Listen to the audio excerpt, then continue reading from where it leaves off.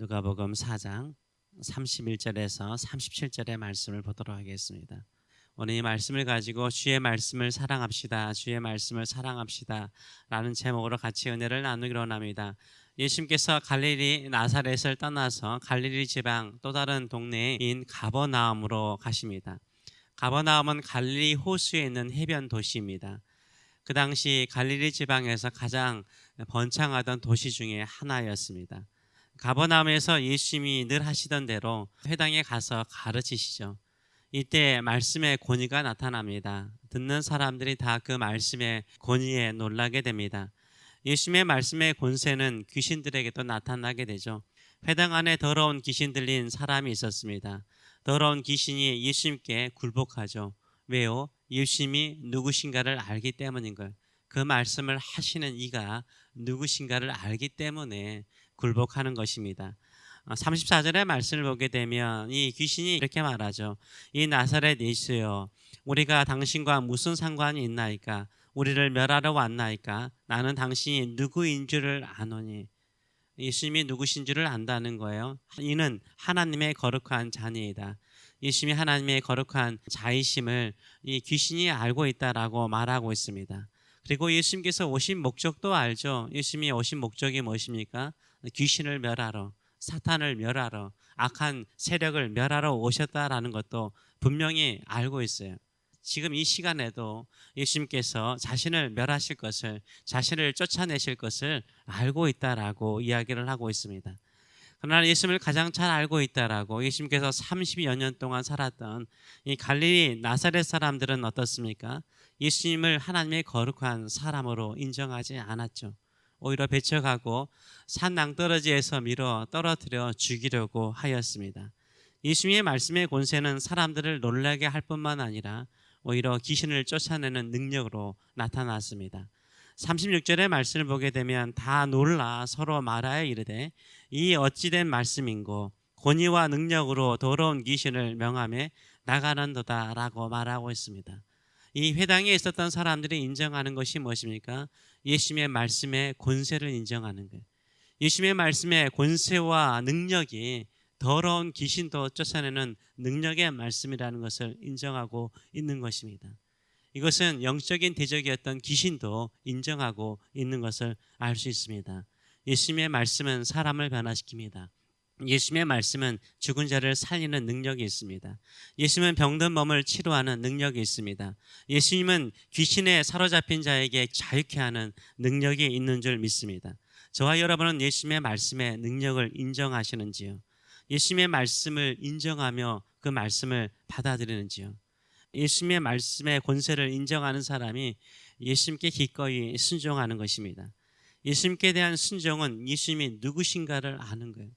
예수님이 누구신가를 잘 아는 사람이요, 예수님의 말씀에 기꺼이 순종하는 것입니다.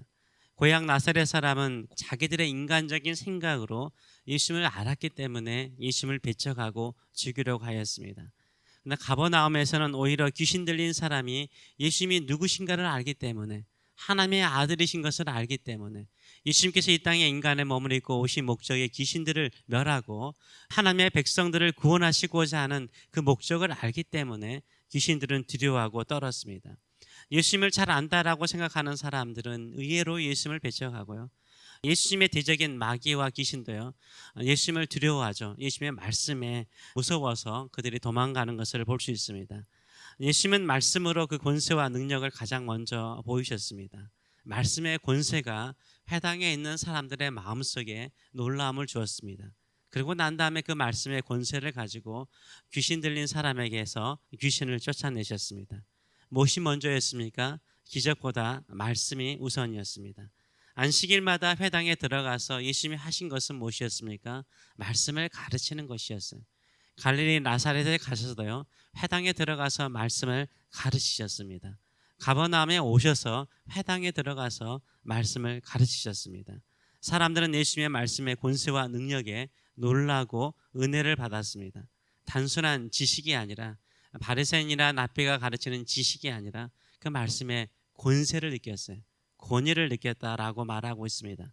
우리도 교회에 와서 하나님의 말씀을 듣기를 기뻐하는 저와 여러분 되시길 축원합니다. 하나님의 말씀을 배우고 하나님의 말씀의 권위를 인정하고 하나님의 말씀에 순종하시는 저와 여러분 되시길 축원합니다. 왜 우리가 주의 말씀에 순종해야 됩니까? 우리 예수님이 누구신가를 알기 때문인 거예요. 하나님께서 우리에게 주신 말씀은 우리가 그 말씀이 옳고 그른가를 판단하고 평가하라고 주신 말씀이 아니에요. 하나님의 말씀은요, 우리가 순종하라고 주신 말씀인 줄 믿습니다. 순종하는 자세를 가지고 하나님의 권위와 말씀의 권위를 인정하시는 저와 여러분 되시길 축원합니다. 그러면 우리 마음속에 있는 더러운 것, 불신앙의 생각들이 다 사라져요. 순종하려는 마음 속에, 순종하는 자세 속에, 순종하는 행위 속에서 말씀의 능력이 나타나는 줄 믿습니다. 우리는 지금 누구의 말씀을 듣고 배우고 있습니까? 비록 제가 말은 하지만요, 하나님의 말씀이잖아요. 천지를 창조하신 하나님의 말씀이에요. 우리를 죄와 사망에서 구원하시는 구원의 말씀입니다. 모든 것을 새롭게 하시고 우리를 일꾼 삼으신 우리 주님의 말씀인 줄 믿습니다. 이 말씀을 순종함으로 받아들이시는 저와 여러분 되시길 축원합니다. 내가 예수님을 누구로 인정하는가는요, 말씀을 얼마나 순종하는가를 통해서 보면 알 수 있어요. 이 사람이 정말로 예수님을 사랑하는가, 예수님을 하나님의 아들로서 천지를 창조하신 창조주로서 우리를 구원하신 구세주로서 인정하고 있는가, 주님으로 인정하고 있는가는 그 말씀에 얼마나 순종하는가를 보면 알 수 있는 거예요. 말씀을 대하는 태도를 보면 알죠. 그 말씀이 하나님의 말씀이기 때문에 그 말씀을 판단하고 평가하기보다는 어떻게 하면 이 말씀을 따라 내가 살 것인가, 이 말씀에 순종할 것인가를 고민하고 기도하는 사람은요, 진짜 말씀을 사랑하는 사람이에요.